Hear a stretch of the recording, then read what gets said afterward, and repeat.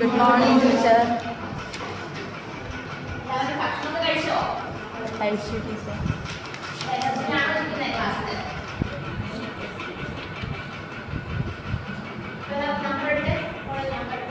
One, two, three, four, five, six, seven, 8, 9, 10, 11, 12, 13, 14.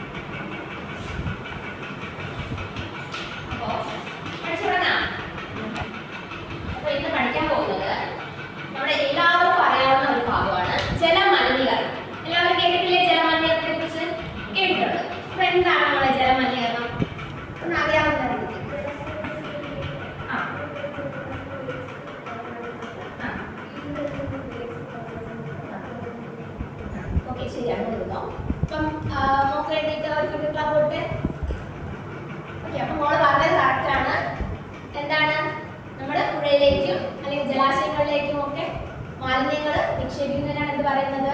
ജലമലിനീകരണം എന്ന് പറയുന്നത്. നമ്മുടെ ഈ ശുദ്ധജലം നമ്മുടെ ഇപ്പൊ എന്ത് ചെയ്യാണ്? കുറഞ്ഞുകൊണ്ടിരിക്കുകയാണ് അല്ലേ? അപ്പൊ ദിനംപ്രതി ജനസംഖ്യ വർദ്ധിക്കുകയാണ്. അപ്പൊ എന്തിന്റെ ആവശ്യം കൂടുതലായിട്ട് വേണ്ടി വരും? നമുക്ക് ജലത്തിന്റെ ആവശ്യം കൂടുതലായിട്ട് വേണ്ടി വരും. അപ്പൊ ജലമലിനീകരണം നേരിട്ടുകൊണ്ട് കൊണ്ടിരുന്ന വഴി എന്ത് ചെയ്യാൻ പറ്റില്ല?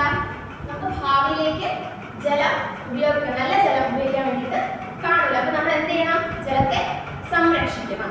അപ്പൊ ഇങ്ങനെ ജലമലിനീകരണത്തിന് കാരണമാകാൻ ഒരുപാട് സാഹചര്യങ്ങളുണ്ട് അല്ലേ? അങ്ങനെയുള്ള സാഹചര്യങ്ങൾ എന്തൊക്കെയാണ്? ഇവിടെ ഒന്ന് രണ്ട് സാഹചര്യങ്ങൾ പറയാം. പ്ലാസ്റ്റിക് വലിച്ചെറിയുന്നത്, മോക്ക് വേണ്ടിയിട്ട് ഒരു റെയിൻ ക്ലാപ്പ് കൊടുത്തേ. അപ്പൊ മോള് പറഞ്ഞത് കറക്റ്റാണ്. ഫാക്ടറികളിൽ നിന്നുള്ള മാലിന്യങ്ങൾ പുഴയിലേക്ക് എറിയുന്നത്, അതുപോലെ ചപ്പ് ചവറുകൾ നമ്മൾ പുഴയുടെ പരിസരത്തിട്ടാൽ എന്ത് ചെയ്യും? പുഴയിലേക്ക് അത് പോയിട്ട് മലിനം ആവും. അപ്പൊ അതുപോലെ അറവശാലകളിലുള്ള മാലിന്യം, വീടിലുള്ള മാലിന്യം, ഇതൊക്കെ പുഴയിലേക്ക് ഒഴുകുന്നത് വഴി എന്താകും?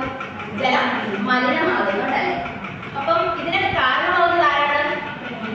മനുഷ്യരാണ്. അപ്പൊ എല്ലാവരും എടുക്കലാണ്. എന്താണ്?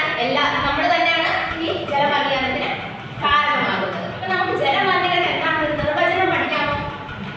പഠിക്കാം. ടീച്ചർ ചാർട്ടിൽ കാണിച്ചു തരാം.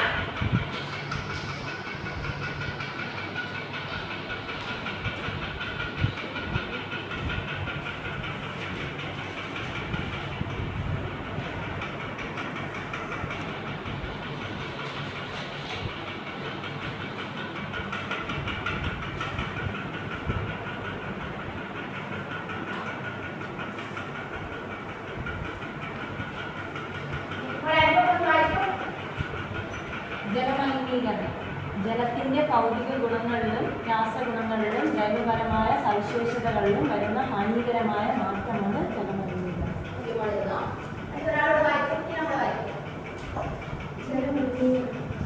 ജലത്തിന്റെ ഭൗതിക ഗുണങ്ങളിലും രാസഗുണങ്ങളിലും ജൈവപരമായ സവിശേഷതകളിലും വരുന്ന ഹാനികരമായ മാറ്റമാണ് ജലമലിനീകരണം. എല്ലാവർക്കും മനസ്സിലായോ ജലമലിനീകരണം എന്താണെന്ന്? എന്താണ് ജലമലിനീകരണം? ജലത്തിന്റെ ഭൗതികപരമായ മാറ്റങ്ങളിലും രാസഗുണങ്ങളിലും ജൈവപരമായ സവിശേഷതകളിലും വരുന്ന ഹാനികരമായ മാറ്റമാണ് ജലമലിനീകരണം. എന്താണ് ജലമലിനീകരണം?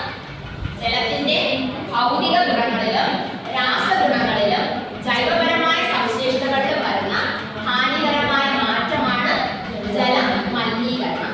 ഇങ്ങനെയുള്ള ജലമലിനീകരണത്തിനെ നമ്മൾ തടയാൻ വേണ്ടിയിട്ട് ഒരു നിയമം കൊണ്ടുവന്നിട്ടുണ്ട്. ആർക്കെങ്കിലും അറിയാമോ ആ നിയമം ഏതാണെന്ന്? നമുക്കറിയോ? ഇല്ല, കുഴപ്പമില്ല. ടീച്ചർ പറഞ്ഞുതരാം. അതായത് ജലമലിനീകരണ നിരോധിത നിയന്ത്രണ നിയമം. ഇത് നിയമമാണ് കൊണ്ടുവന്നത് ജലമലിനീകരണ നിരോധന നിയന്ത്രണ നിയമമാണ് ഈ ജലമലിനീകരണം തടയുന്നതിന് വേണ്ടിയിട്ട് കൊണ്ടുവന്നിട്ടുള്ളത്. അപ്പോ ഇതിന് നമുക്ക് വ്യക്തികൾക്കും സമൂഹത്തിനും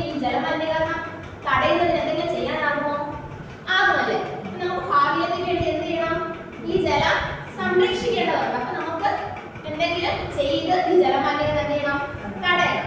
അങ്ങനെ എന്തൊക്കെ കാര്യങ്ങൾ നമുക്ക് ചെയ്യാനാണ് പറഞ്ഞു?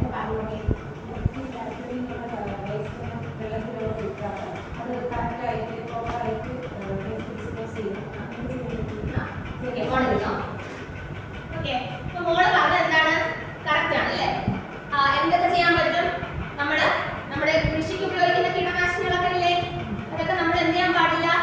അതിന്റെ ബോട്ടിലുകൾ അങ്ങനെ എന്ത് ചെയ്യാൻ പാടില്ല? കറക്റ്റ് ആയിട്ട് സംസ്കരിക്കുക. നമ്മൾ എന്ത് ചെയ്യാൻ പാടില്ല?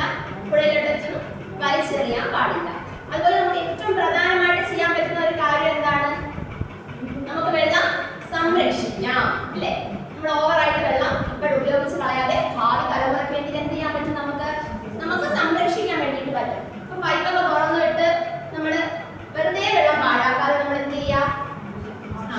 ആവശ്യത്തിന് മാത്രം വെള്ളം ഉപയോഗിച്ച് നമ്മൾ സംരക്ഷിക്കുകയാണ് നമ്മൾ ചെയ്യേണ്ടത് അല്ലേ? അപ്പൊ നമ്മൾ ഇന്ന് എന്തൊക്കെയാണ് പഠിച്ചത്? ജലമലിനീകരണം എന്താണെന്ന് പഠിച്ചു. അതുപോലെ എന്തൊക്കെ സാഹചര്യങ്ങൾ കാരണമാണ് ജലമലിനീകരണം ഉണ്ടാകുന്നതെന്ന് പഠിച്ചു. ആരാണ് ഇതിന് കാരണമെന്ന് പഠിച്ചു. അതുപോലെ ജലമലിനീകരണത്തിന്റെ നിർവചനം പഠിച്ചു. ഒരു നിയമം പഠിച്ചു. എന്താണ് നിയമത്തിന്റെ പേര് കൊണ്ടെന്ന് പറഞ്ഞോക്കെ? നിരോധന നിയന്ത്രണ നിയമം. ഓക്കെ മോളെ, അപ്പോ ജലമലിനീകരണ നിരോധന നിയന്ത്രണ നിയമം ആരെങ്കിലും മറക്കോ? ഇല്ല, മറക്കരുത് കേട്ടോ. ജലമലിനീകരണ നിരോധന നിയന്ത്രണ നിയമം. അവസാനമായിട്ട് എന്താ പഠിച്ചത്? വ്യക്തികൾക്കും സമൂഹത്തിനും എന്തൊക്കെ ഇതിന് വേണ്ടിയിട്ട് ചെയ്യാനായിട്ട് പറ്റും.